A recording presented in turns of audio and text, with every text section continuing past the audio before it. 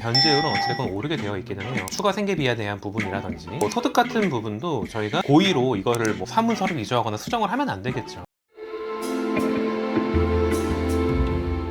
네, 여러분 안녕하십니까? 비탈출 우회전 채널의 홍성희 팀장입니다. 오늘 저희 비탈출 우회전 채널에서는요, 개인 회생에 변제금이 오를 수밖에 없는 이유에 대해서 여러분들께 좀 설명을 드리고자 합니다. 일단 기본적으로 저희는 변호사 사무실입니다. 변호사 사무실이 가장 중요하게 생각하는 부분은 바로 의뢰인의 이득입니다. 그래서 저희는 최초에 이 신청서를 제출할 때 말도 안 되는 이유를 다 갖다 붙여서 가장 적게 써서 제출을 해요. 부양가족이 안 되게 뻔해 보이는 어머니를 부양가족으로 넣는다라든지, 내가 병원에 다니지만 그렇게 병원비가 크지 않은 사람의 의료비를 갖다 넣는다라든지, 법원에서 정해놓은 월세에 대한 추가 생계비 한도가 10만 원짜리인 사람이 실제 월세 40만 원 내니까 40만 원 넣는다, 막 갖다가 다 넣어요. 일단은 그렇게 넣어보는 이유가 일단 두 가지가 있는데요. 첫 번째는 우리가 주장하는 이런 의뢰인의 이득만 생각한 변제 계획안이 통과할 가능성도 있습니다. 법원에서 봤을 때 여러 가지로 판단해 본 결과 이 정도 변제율이라면 괜찮을 것 같다라고 했을 때 통과될 가능성도 있기 때문에 처음부터 최대한 많이 탕감될 만한 금액으로 저희가 제출을 한번 해봐요. 그런 목적으로 하는 것도 있고요. 두 번째는 원활한 법원과의 협상을 위해서 조금 낮은 금액으로 써서 내는 게 있습니다.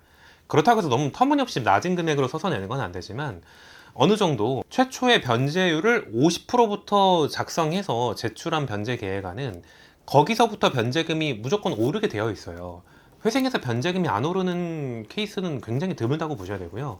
자, 50%부터 시작한 변제 계획안이 60%, 70%까지 가는 것과 내가 변제를 10%로 접수해 놓은 것이 60%, 70% 가는 것은 과정이 굉장히 많이 다르다고 볼 수 있습니다. 법원 입장에서 봤을 때 채권자들에게 내가 변제를 50% 접수한 이 사건 변제를 60%까지 올렸다 라고 하는 거랑, 이 사람이 변제를 10%로 접수했는데 내가 이렇게 엄격하게 심사를 해서 60%까지 올렸다는 굉장히 다른 부분이에요. 두 번째 이유는 처음에 일단 변제율을 적게 써서 법원에서 나오는 심사와 보정 작업 등을 통해서 변제율을 올려갈 때 조금씩 어느 정도 법원에서 변제금을 올려라 라고 하는 거에 대해서 50에서 60도 10%를 올렸지만은 10에서 50% 같은 경우는 40%는 올린 거죠.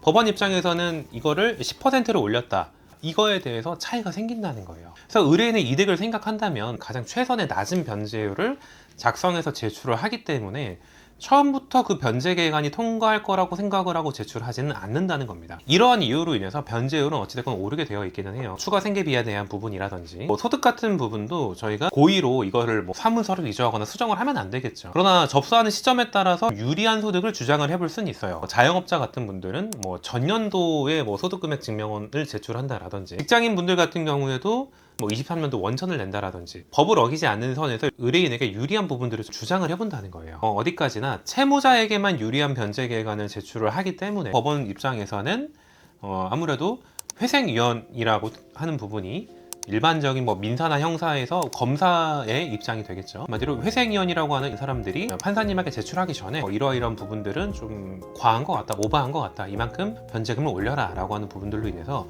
변제금은 무조건 오르게 되어 있지만, 원래 내가 최종적으로 100% 변제해야 될 사람을 우리가 처음부터 50%를 접수해 놓고 80% 정도 상향하는 걸로 해서 20% 정도의 이득은 한번 노려볼 수 있다라는 거죠. 의뢰인에게 유리하게 쓰기 위해서 좀 적은 금액을 써서 내는 거고요. 그러한 이유로 인해서 변제금은 무조건 오를 수밖에 없다라는 겁니다. 만약에 변제율이 오르지 않는 사건이라고 하면은 이제 두 가지라고 볼 수 있는데요. 저희가 고의로 의뢰인의 이득을 위해서 적은 변제금으로 썼던 이 사건이 그대로 운이 좋아서 통과하는 사례가 있을 거고요. 두 번째는 처음부터 그냥 변제율을 100%로 쓰거나 높게 써서 낸 사건이에요. 이런 사건은 법원에서 판단했을 때도 이 사람 원금 다 내는구나, 이 사람 원금의 거의 80% 내는구나, 이런 것들은 변제율이 오를 이슈가 없습니다. 처음부터 높게 써서 낸 거니까. 이러한 이유로 인해서 이제 개인 회생이라고 하는 것은 변제율이 원래 당연히 오르는 거다라고 기저에 깔아 놓으시고, 다만 이것을 얼마나 오르는 폭을 적게 할지, 적게 올리게 할지가 해당 사무실의 역량이라고 보시면 될 것 같습니다. 오늘 저희가 준비한 영상 여기까지고요. 변제금이 왜 오른지 궁금하셨던 분들이 오늘 영상을 통해서 궁금증이 좀 해소되기를 바라겠습니다. 다음 시간에 더 좋은 영상으로 찾아뵙도록 하겠습니다. 감사합니다.